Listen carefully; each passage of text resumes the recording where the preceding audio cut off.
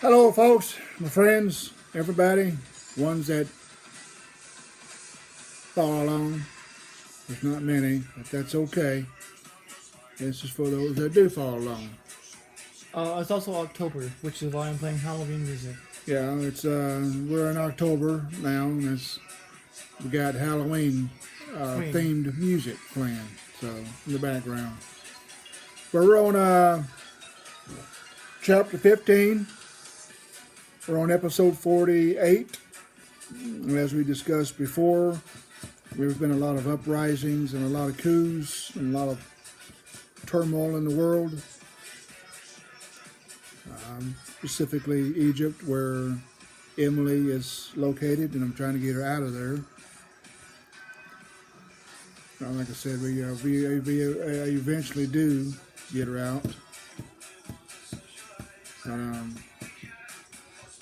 In the process, I figured, an ode to the people that stand up to tyrants, I'd write a poem entitled Martyrdom. That's the title of the poem, Martyrdom. That's about being a martyr, dying for what you believe in, or standing up for what you believe in against insurmountable odds. Here, abroad, anywhere, doesn't matter. A lot of people are dying or standing up for what they believe in, and this is an ode to them for doing so. Martyrdom. Your might, your strength, your numbers are many. The weapons you possess, the power you think you have. I stand here alone in the rain, lightning and thundering, pouring. I stand my ground, unmoving, ready for the soul you may take. You start to march forward, your sticks, your clubs, your guns. I clench my fist, bow out my chest. Lightning strikes between the lines. Stopping momentarily, wondering aloud. Bodies strewn about me. Comrades, you butchered and slaughtered, no mercy. They stood against you, refused removal. All they wanted was freedom and justice, the right to be free, right to live. I stand ready amongst them, ready to give my ghost as they have.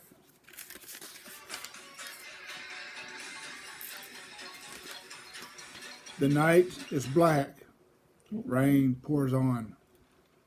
Empty eyes, ice cold veins, blood boiling, trembling, body tense, ready to receive your unjust blow. My refusal to move has dumbfounded you. My friends are dead, I'm a defeated man, but why here do I still stand? Do I have a reason, a purpose here? Maybe it's something you don't understand. One of many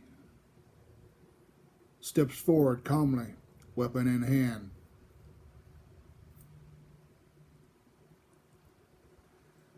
Discards it and puts it upon the ground.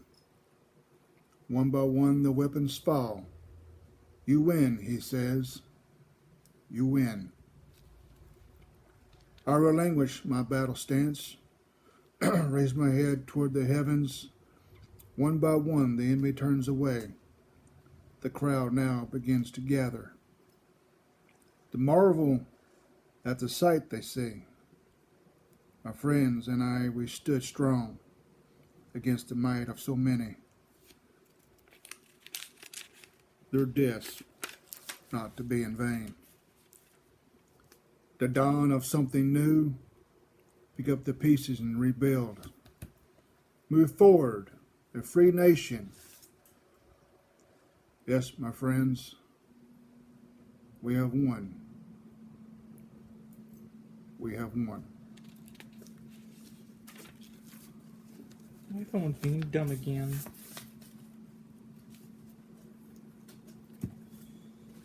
I hit my phone. It's like the good thing I'm getting a new one Yeah, today. you're getting a new one this weekend, so just bear with it. His phone Most is cooperate. It's slowly dying. It has no intake speaker, no charging port. The screen's cracked. The motherboard is dying. he farted on it. I didn't fart on it. Oh, you didn't fart on it? No, Oh, I I guess dropped it. Oh, you dropped it and then farted, and it just kind of settled down on top of it. It was like a homing missile. Just Anyway, back to the story. Back to And the the lines music. here. The music finally got it going. But only that, not only were there stuff going on overseas, there were riots going on here in the streets, and there's a lot of violence. There's always violence everywhere you look at, everywhere you see. It's never ending. It's never ending. They go nuts to kill each other, and then if they find a peace, they find a solution, and then it stops, and then a few years later it kicks back up again. It's never ending. Anyway, we're getting closer to our journey. Finally got her back home to the Philippines. We did some video chats on there when she got her internet set up and got settled into the house, the home. Met the family one by one, and we chatted on video. They became part of our video chats.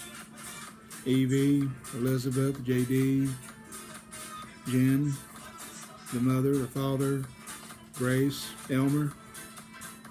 All met them all. They were enthralled by me, like, oh, wow, he's cute, he's good looking, he's wow. But one, Evie, kept calling me Bongit. That's okay. She kept calling me ugly. Bongit. That's okay. When I finally met her in person, she was like, oh, he's not Bongit at all, he's guapo. He's very guapo. Yeah, but anyway, she was adorable. They're all adorable. I love them all. Even after what happened, we're still part of my family on Facebook. We disappeared for a couple of years, but one by one they came back. I'll explain later.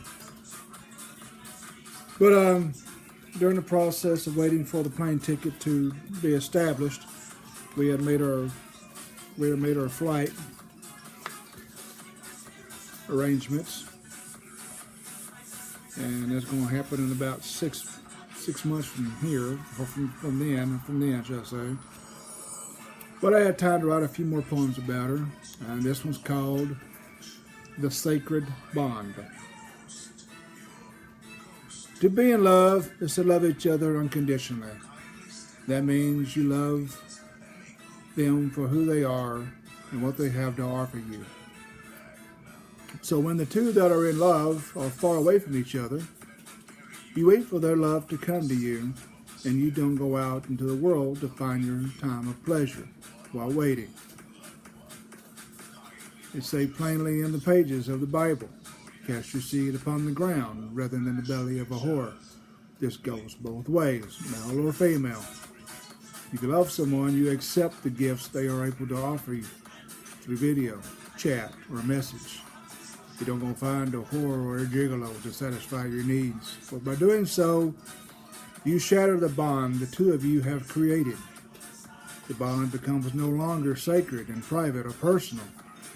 It becomes obscured and ugly and tainted. If you are unable to wait for your love to come to you, then you let that love go. You are not only setting them up for disappointment and failure, but yourself as well. Foreshadowing. Anyway, you must be able and ready for a distant love, for a distant love is tested love, and will become a very strong love. If it is able to hold true, but only if the two in love are able to keep their oaths and vows of celibacy between them. What you share between the two of you stays between the two of you, and it is not for the world to know. This is wrong as well. The intimacy between the two people in love is for them and them only. If you cannot maintain your silence of the pleasures you experience between the two of you, then you will not only betray them, you betray yourself. So with all this said, when two are involved in love that requires the two to be apart or wait for the love to come, then if it's true and honest, the two will wait and not cheat themselves out of a beautiful bond. The two will accept what gifts the other offers from afar and not expect anything further. The two will hold true to the other and keep sacred the intimacies they share with each other and let the world stay where it may. I say foreshadowing because that's technically what just happened there. A little foreshadowing. Jacob, shut up. Don't say nothing. Jacob knows. He was part of it. He knew what happened. He knows what happened. What happened? Okay. But also, you know, I was like I said, I was enthralled with this girl. I was in Emily. I was in love with her, and for a while there, didn't work out. For a while there, I kind of felt like she was deeply in love with me because that's what she said she wanted. So,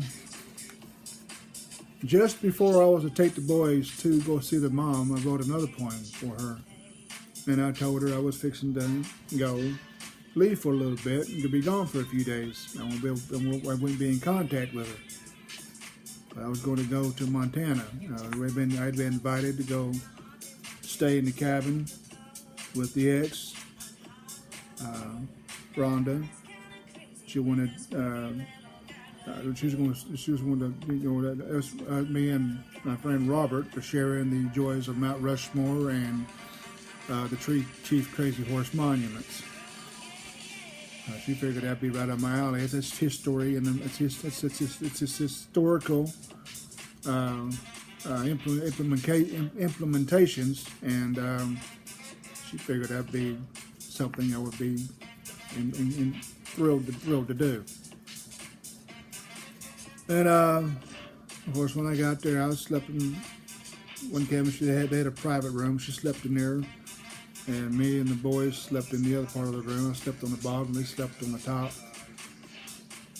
And we went to see Mount Rushmore, and later on that day, we went to see the Chief Crazy Horse Monument as it was being built. It's still being built. It's still being completed today. It's going to take a little while for it to be completed. They say 2030 or even later for it to be completed. But they have a museum there for it, and you can still enjoy and appreciate the monument being built. Because it's got his figure in the mountain. But it's supposed to have his figure in the mountain on a horse as he's holding his staff out. But that's supposed to be going to be the finish of it. Right now, it's just got his face in there. And part of his bust, his chest area.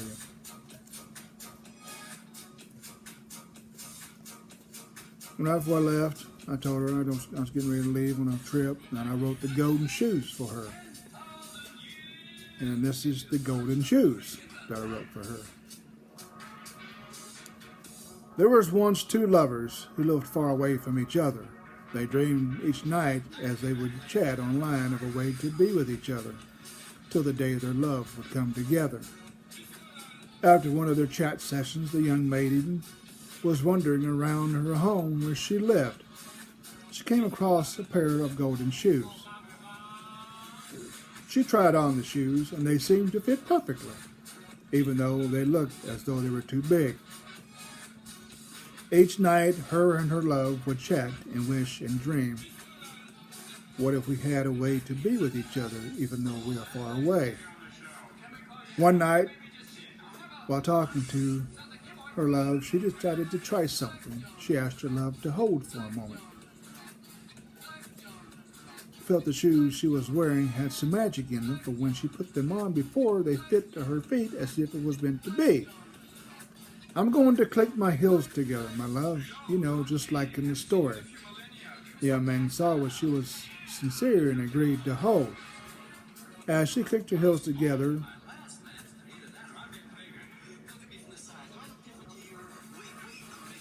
he wished himself how she wished to herself, how I wish I were there with you. She clicked her heels and wished the same as her love. My love, come to me. They closed her eyes and waited. Nothing happened at first as she opened her eyes, but as she looked through the camera at her love, he began to fade away. While seeing this in front of her, she hears a noise from behind and she slowly turns around to see what was making the noise. She saw a figure of a man forming in her room. As she watched the figure form, she got a feeling of excitement. As he materialized into her love, her heart skipped a beat as he reaches out to take her hand. She arises from her seat, trembling, and walks forward to greet him as they embrace in a love's embrace, a love's warm grace. He gently kisses her and takes her to her bed, and they make love and kiss and hold. But as the sun shows his colors of day, the young man again begins to fade away. The young maiden, realizing what was happening, wishes her love a safe journey home, with a promise to see him again at the next starry night. Each night after, she would click her heels and her love would reveal himself to her, and they will make love and enjoy the presence of bliss over and over. They will do this till the day of their love come near. And when that day finally arrives, the young maiden will put away her golden shoes, for she will need them no more. The star-crossed lovers will be forever in each other's arms. They will have achieved their love for long, and as they relish in their love from henceforth, the shoes will sit and wait. The golden shoes that brought love so true will wait till the next hunger of love comes calling, to be found and fitted and grant a night of passion and affection. The golden shoes that brought the young maiden her love while they waited to be will bring yet another love to be. Love's mission will never be complete, but it will continue on to another, for the feeling of love and its trueness and form must never go away. Aww. Anyway, and then I go on the trip.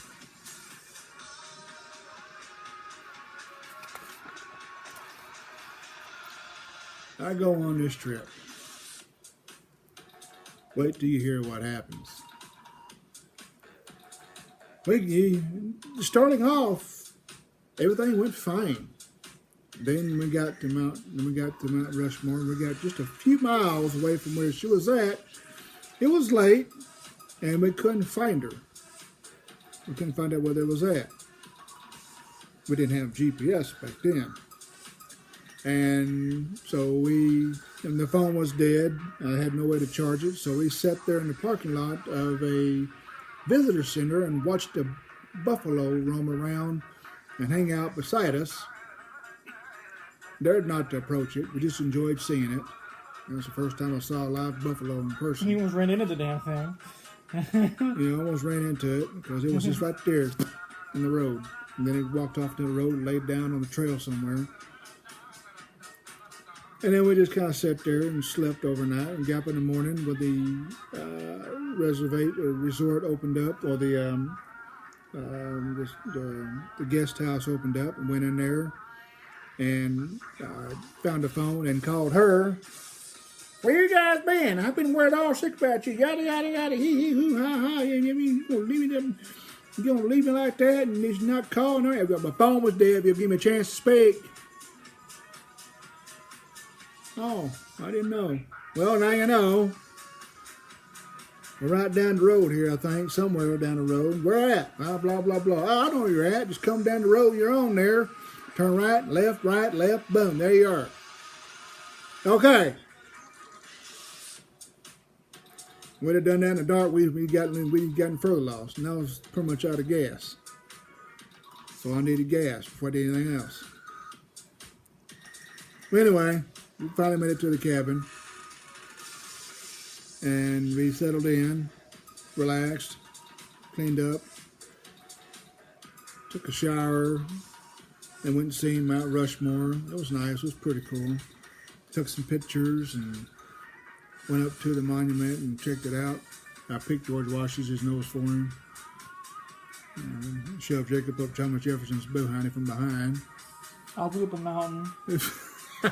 No, I didn't do that.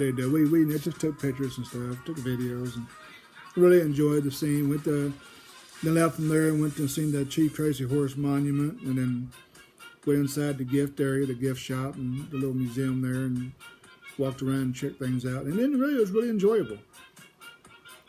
Had a blast. Had a great time. And until me and Robert headed home. And things went shit. Of course, Isaac and Jacob stayed there with their mother. That was a summer. That was her time with them. I was doing about 80 down the highway in South Dakota. That long stretch of lonely road. Robert had kind of dozed off, and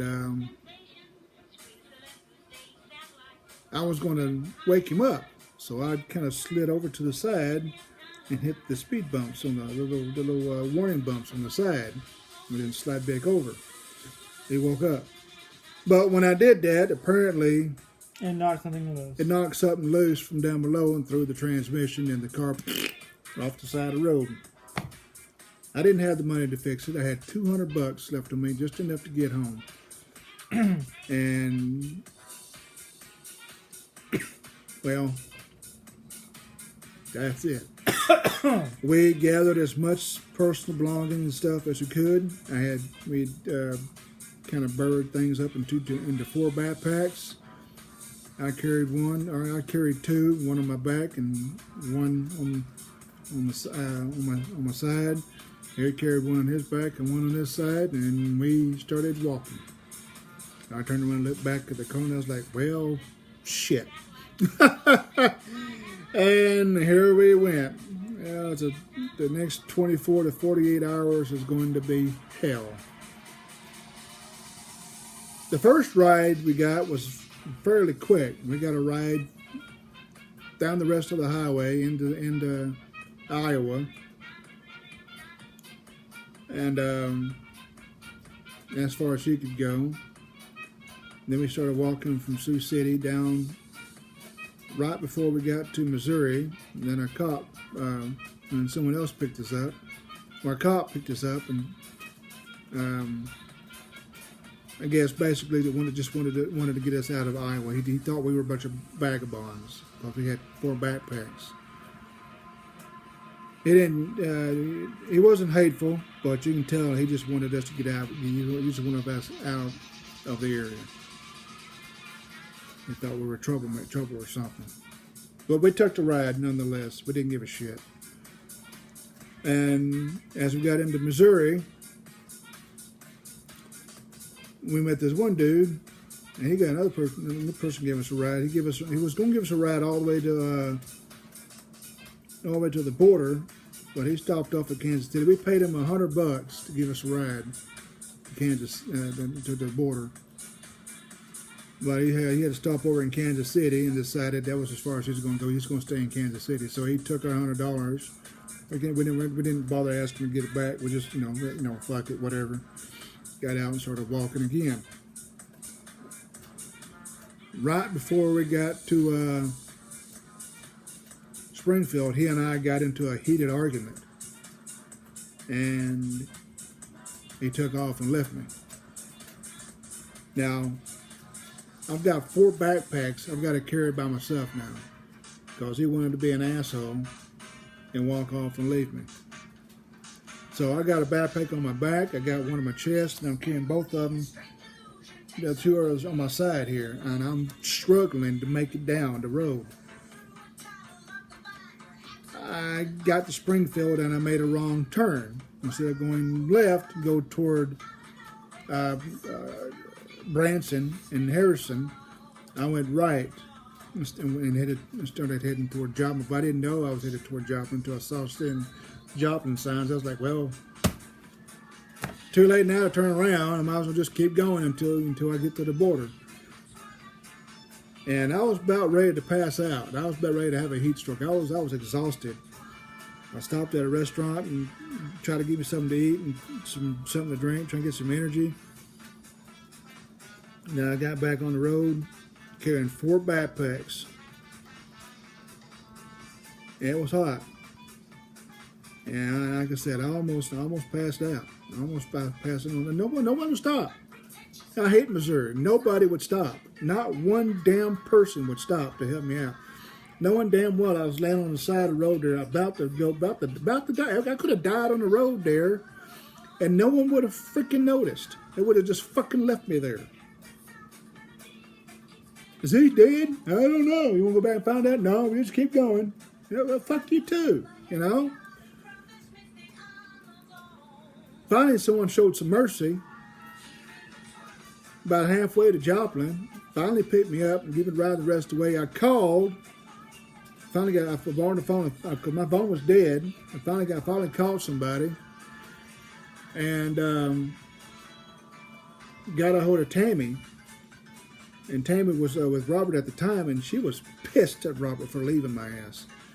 She said, "You get your ass in that fucking car, and you're gonna drive, and you're gonna find your friend. We're not going home till we find your friend." It's like, okay, fine, whatever. Then to find out the law had been harassing him. Wondered where I was at. Wondered what happened. And they finally found him just about halfway from Springfield to Branson. And I finally got hold of my mother. My mother called Emily and told her we found him. The guy drove me and dropped me off at Joplin, and I waited there at the Joplin Wendy's and waited for them to come get me because I was during the conversation we agreed that I would just stay there and wait. I didn't sleep at all during this whole ordeal. And finally, they came and found me, and we threw my stuff into the thing there. And I didn't say one freaking word to Robert, but I was still pissed off at him. And Tammy asked me if I was okay, and I said, "Yeah, I'm okay. It's exhausted." And so I slept most of the way back from Eureka Springs to home. And as soon as I got home, I called everybody to let them know I was home and safe. But I wrote a poem about it, believe it or not. The Road Trip from Hell, which is basically what it was. The Road Trip from Hell.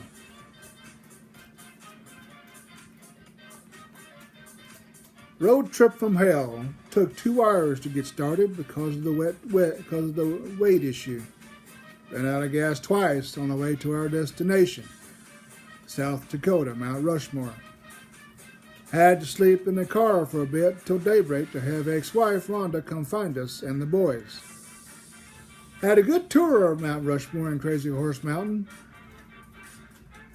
though, and a good night's rest. The following morning, though, oh my God, wish it never happened, but it did. 150 miles from Sioux Falls, South Dakota, the car's transmission takes out on me. Thank God I was not alone. I had a friend that went with me, Robert, my neighbor. We had to hitchhike 1,100 miles through 3 states in the heat to get home. I lost my car, but at least I'm still alive, and my friend as well. We almost didn't think we were going to make it. By the grace of God, we did. There were plenty of issues that plagued us well, other than the heat, but we endured it and are back home now. Met some interesting characters along the way. Split up momentarily, and my friend. I went one way, he another. His wife found him when we got close enough to home, but they could not find me. I got lost on the wrong road. Took another 5 to 6 hours to figure out where I was and for them to come find me. Had no phone, my phone was dead, and Roberts had no minutes on him. So we had to use phones from the people who gave us rides to stay in contact with family. We both were hit with heat exhaustion, but we kept pressing forward. They finally found me, and by the time I knew where I was, I led them the way into Arkansas and home. As I slept for the first time in 2 days, Sunday 9:15 a.m. to Monday at 1 a.m., I finally found my bed. After I let all my loved ones know that I was safe and sound, my mom, my baby, my sons, and my soul.